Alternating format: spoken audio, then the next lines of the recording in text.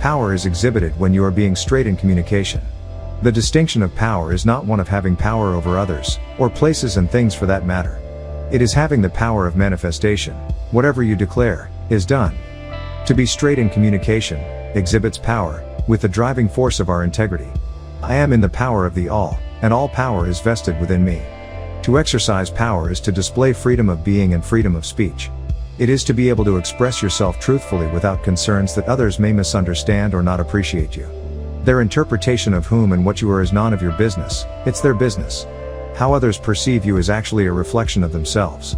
True power is having the nerve to be exactly who you are essentially without compromise. Realizing the distinction of power will raise your awareness of how you project yourself into the world. The way we experience the world is fundamentally based on what we subconsciously project into it. A projection is a presentation of images. The eyes do not actually see images, the visual cortex within brain does. But, what we perceive through the lens of the eyes is but a reflection of light waves we send out, or project. The way we experience the world is also based on the fundamental energies we subconsciously emit or transmit. I am the projection of unconditional love, beauty, magnificence and splendor. I therefore experience my world as such. Your exercise is to practice the principle of projection. By way of conscious observation of your thoughts and emotions, you become present to a higher awareness. From this space, you can consciously project love, affinity, appreciation, gratitude, or grace etc. You can do this within any given circumstance. By design then, you can magnetically create any desired type of attraction, simply by way of what you project. You magnetically attract whatever you mentally focus on. The principle of attraction works hand in hand with projection. Simply, we attract whatever we project. Many people speak of finding the perfect partner, but fail to see the benefits of becoming the perfect partner themselves. Therefore, if we focus on the type of partners we do not want, this is exactly what we will get. This is because the subconscious mind is not receptive to positive or negative desires. It simply proceeds to manifest whatever we focus on. Unlike the conventional and Norse poles of magnetic attraction, like minds attract. I am that which I attract, therefore I am exactly how I experience the universe. Whatever you choose to manifest in your life, whether it is a type of person, a type of place or thing, you must, in the present now mentally create the desired outcome of how things would be for you. This sets up a chemical reaction between the limbic and the hypothalamus regions of the brain, therefore producing specific neurohormones. This in turn correspondingly sets up your being in a synergistic magnetic manner to actually attract your desire to you. However, the way you feel about your circumstances, whether it is desirable or undesirable, is actually a reflection of your inner being. That which is significantly observed, is but a reflection of energy projected by the observer. The distinction of reflection demonstrates that the things that significantly stand out in our observation of our environment, is a throwback of subconscious thoughts or energies that we send out. The question is, why do only certain things become significant, while an infinitum of others go unnoticed in our perception? I am a reflection of the all, and the reflections of the all are of me. This exercise is ongoing. It is to constantly get present to your circumstances. Whenever you have an experience of the outside world, turn inward and become present to the experience. Here, you will find great revelations. I.e., your experience that your house is messy is possibly a reflection of a messy aspect of yourself. Or, your experience that it is a beautiful and sunny day today is possibly a reflection of a bright and radiant aspect of yourself. If you are having trouble understanding how you are reflecting some of the significant things that show up in your perception of your environment, then make a request to your higher self to help you understand. If you want help, by spiritual law you must request it. This principle works both ways. If you desire to help someone, you must first request permission to help him or her. It would be considered bad spiritual practice to walk into your neighbor's house and start painting their walls, just because you are a decorator by trade or profession. By spiritual law, as soon as a man is ready to ask for help, he is ready to receive it. He is ready to accept the wisdom that goes with it. The angelic ones will align themselves to assist him with his request. I am ready to request help from the universe, and the angelic ones are standing by to assist me. In the spiritual realm, the beings of higher light would not even consider jumping into and interfering with your life. Of course, they would save you from a fatal accident if that is not your karma. The angelic ones are therefore patient. They will stand by and watch you make a mess of your life, since this is how you learn your lessons. However, if you request their help, with humbleness and sincerity, they will respond. Before making a request, whether it's a divine one or from another person, you must be prepared to learn the lessons that come with the help. If not, you inhibit the flow of life. Right knowledge, right wisdom and right intention will create a consistent flow of creative energy. Everything in the universe flows, everything moves. Nothing stands still. It is therefore not good spiritual practice to hoard things, because nothing new would be able to come into your space. So, does your creativity flow or is it blocked? Similarly, if a person holds on to old emotions, he or she will inhibit fresh and happier experiences to flow into his or her life. As soon as we throw away old thoughts and habits, the energy of flow will ensure something take their space. I am in the flows of the universe, and all universal flowings are within me. Nature does not allow a vacuum, so something always moves into an empty space. Your task is to ensure it is something better. As soon as you give up the old belief systems that run your life, you open the mental gates for something new to flood in. Therefore, if there is an old belief that is cluttering your life, clear it out. Write it down on a piece of paper and then bum it. Then, create new possibilities. You open up to abundance when you balance the outflow with the inflow. Abundance is your birthright. You are born with unlimited potential ways of receiving it. Abundance is inevitable when we have a constant flow of love, peace and joy, vitality, health and strength and right knowledge, right wisdom, and right intention. It is a divine wish for us to flow with abundance. The distinction of oneness affirms this. But it is up to us to remove the belief systems, which inhibits our flow of abundance. I am forever flowing with abundance. I flow with the higher qualities of the all, and of life. The principle of abundance is very simple. If you want more friendships in your life, be friendly to others. Unearth the thoughts of suspicion, boredom or victimization that have blocked your flow of abundance. Practice smiling. The memories of the past that create hurt are an illusion of the mind. They do not exist in the present now. The principles of flow and abundance are coupled with the principles of prosperity. The key to ongoing prosperity is to realize your intimate connection with all that is. This distinction makes clear that whether we can conceptualize it or not, we are intimately connected to all. Therefore, the things that we desire or prosper for in our life, we already have by default. It is down to us, however, to prove this distinction to ourselves by aligning with the all, therefore aligning with all persons, places and things. I am prosperous as a part of the all, and will therefore fail as an individual. The most spiritual thing about money is to have lots of it and use it wisely, with love. It is not spiritual, however, to keep worrying about money. Do not hoard money in the bank. You will be telling the universe to slow down or stop the flow of it coming in. You have to develop ways of allowing it to flow. Prosperity means having a sense of financial intelligence and well-being. So, visualize yourself as one with financial prosperity, and observe the way you feel about it. Financial prosperity can be achieved by anyone. Once you have a clear intention of what you want, you will receive it. Clarity is therefore imperative. When you are totally clear about what you want, others pick up the message and respond accordingly. Lack of clarity ties up creative energy and keeps us in confusion. Clarity frees us to move toward our goals and therefore opens doors. Clarity can be developed through objective meditation, which is, to learn to focus with clarity by way of objective focus. Lack of mental clarity is like trying to find your way to your destination whilst walking through thick fog. Sometimes you may have to exercise patience and wait until the sun clears the fog. You are then able to see where you are and where you need to go next. I am the manifestation of clarity, therefore, my visions and goals are as clear as they are to be manifested. The moment you make clear choices, a light of energy radiates throughout your being. The angelic forces of the universe see this light and thus align behind you to manifest your vision. This is also true with people in your environment, your family, friends and associates, etc. Truthfulness, honesty, genuineness and integrity are all qualities of clarity. Other people pick up on this and respond to you because they trust you. In short, clear thoughts and intentions draw from the universe that which you require in your life. A clear intention is like an arrow in flight, so be careful what you intend and how you aim. Intention is the #1 driving force for all our heart's desires. As above, so below. The mind of the all, the universal mind, shares its power with each and every one of us. Whatever the universal mind intends manifests. We individually have that same potential. Whatever we clearly intend, also manifests. There can be no doubt in our intentions, we will sabotage the intended outcome. So our affirmations must be 100% doubtless. I am one with the intentions of the universal mind, and the intentions of the universal mind are with me. If you want to go swimming, you can be deterred. If you intend to go swimming, you will overcome all obstacles in order to fulfill your intention. Similarly, the person who intends to get married is more likely to do so than the person who just hopes to get married one day. Intention creates tension, like an archer who pulls his bow back and holds it inner tension. He then releases the arrow, aimed at his target with great force. Whatever your aims are in life, the universe will back your intention with great force. This is regardless of the intended polarity of your outcome, positive or negative. Everything in nature is dual in polarity. Everything has its pair of opposites. All truths are therefore only half-truths. Our 3D world is based on polarity consciousness. Every manifested person, place, thing or circumstance has two extreme possibilities. The extremes meet.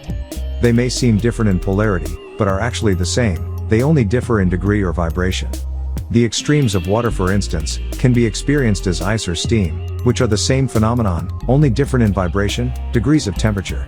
I am, the acknowledgement of polarity consciousness. I am now, the possibility of unity consciousness. Your exercise here is to acknowledge your perception of your current reality as being that of polarity or duality tendency. Inside your acknowledgement, you must create the possibility of unity consciousness, oneness. Your acknowledgement is to allow things to be exactly as they are without judgment. You are to observe your thoughts and feelings about your environment and your experiences. If you identify with the mind and ego, as to whether something is good or bad, agreeable or disagreeable, you will have to deal with the consequence of karma that comes with that identification. To acknowledge polarity without judgment is to create balance in your life. Mental balance is the presence of oneness.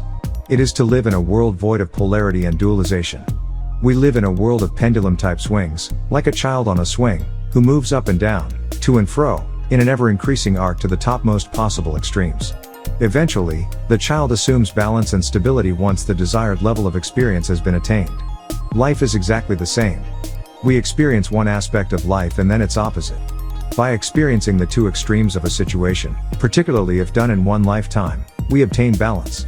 I am mentally balanced, I am present, I am therefore one with the supreme balancement of the universal mind. Your aim is to balance all aspects of your life, thus bringing you into oneness with the universal mind of the all. If you are extremely generous, you will eventually swing to become mean and withholding. Your task then, is to be centered about money, or value. Masculine energy is doing, thinking, logical and aggressive, while the feminine counterpart is being, caring, intuitive, and passive. Your aim here is to balance these internally so that you can listen to your intuition and act on it. You are always seeking balance, subconsciously. When you find it, the lesson is learnt for all time. Balancement gives you a sense of responsibility. Responsibility is being the cause of the events of your life.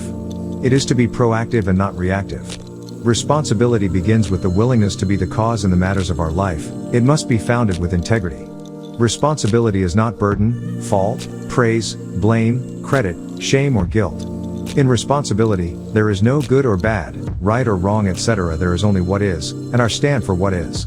Being responsible starts with the willingness to deal with a situation from the view of life that suggests you are the generator of what you choose to do, what you have, and who you are. Responsibility is therefore a grace you give yourself.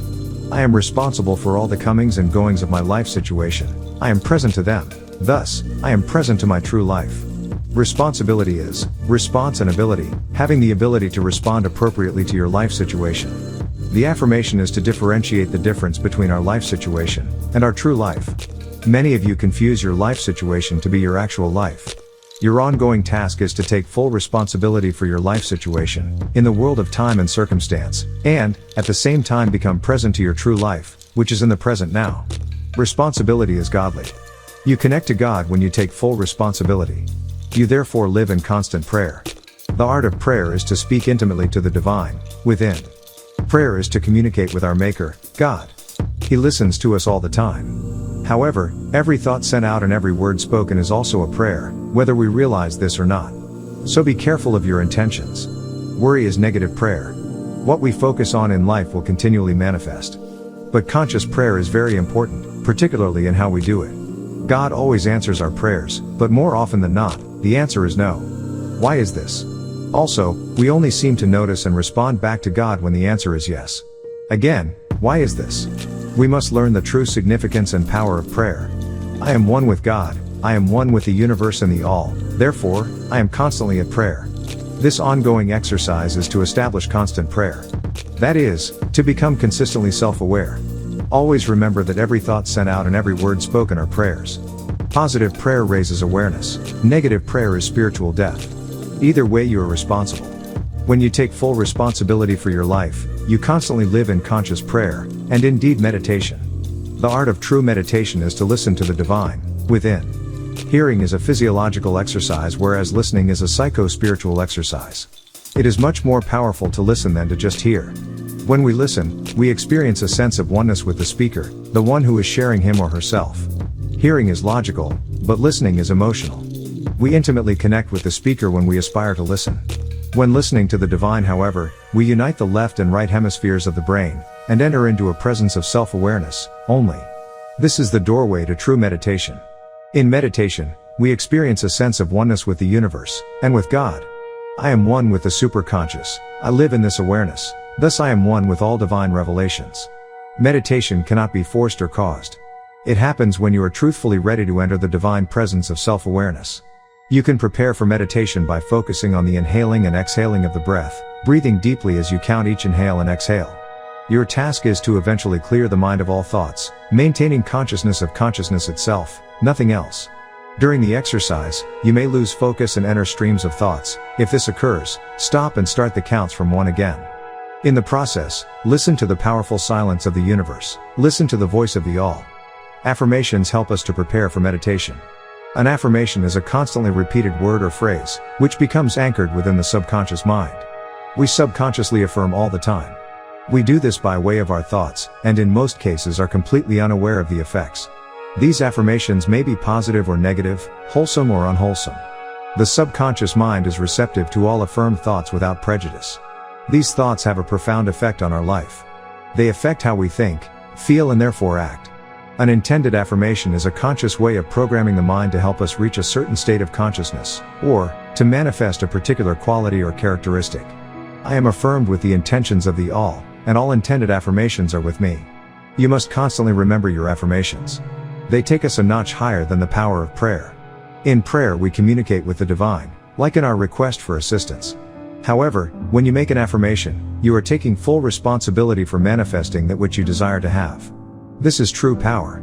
You repeat your affirmations over and over until they become a part of your neurological programming. You destroy old belief systems and declare newer, more productive ones. When you make powerful affirmations, the angelic ones align with you and you with them. You elevate toward them, thus you enter the realm of the decree makers. When you make a decree, the universe immediately moves to fulfill your command. There are 3 steps toward manifesting true power. Just as there are 3 levels of intelligence: logical, emotional, and spiritual. The first step toward manifesting power is the power of prayer, followed by our affirmations, and then we reach the level of the decree makers. Prayers and affirmations are repeated. You make a decree only once, and it is done. At the level of making a decree, you are whole and complete in your self-enlightenment. You are one with the universe. Whatever you command will be done. I am filled with divine light and creative energy. I am in complete authority of my wills and commands. I am one with God. Integrity is of topmost importance here. In fact, all distinctions must be rooted within the psyche. You are the generator of your circumstances. You are completely responsible. You are one with the angelic forces of God. You work in conjunction with them. You therefore become that which man in his lower awareness calls on when he prays or make affirmations. Your task is to practice manifesting your heart's desires using the affirmations until such time that you only need to recite them once. You will know then that you are making decrees. You also become one with the healing forces of the universe. Effective healing is achieved when you have a constant flow of high-frequency energy through the body. There are many types of healing methods, such as Reiki healing, crystal healing, and magnetic healing. In general, healing takes place because higher light frequencies transmute the lower vibrations of ill health. Therefore, the light of the healer must be significantly higher than that of the recipient of the healing. The healer does not actually do the healing, he or she simply become a channel for the healing energy to flow directly to the recipient. The healer's objectives are to unblock stuck chakra energy and allow the love vibration to flow freely. I am one with the love vibration of the universe. I am therefore a vessel for healing. Before you commence healing, you must request permission from the client, as well as from the angelic ones. And be sure that your light frequency is significantly higher than the client. Ground yourself and your client, attuned to him or her. Once you become aware of the flow of energy, detach and allow love to do its work. If you do not detach, you may either block the flow, or you may become a burden for the client's illness. Healing ought to also begin and end with a prayer or affirmation, or a supplication, to the angelic forces. Each time you are successful as a channel for healing, you increase your own purification.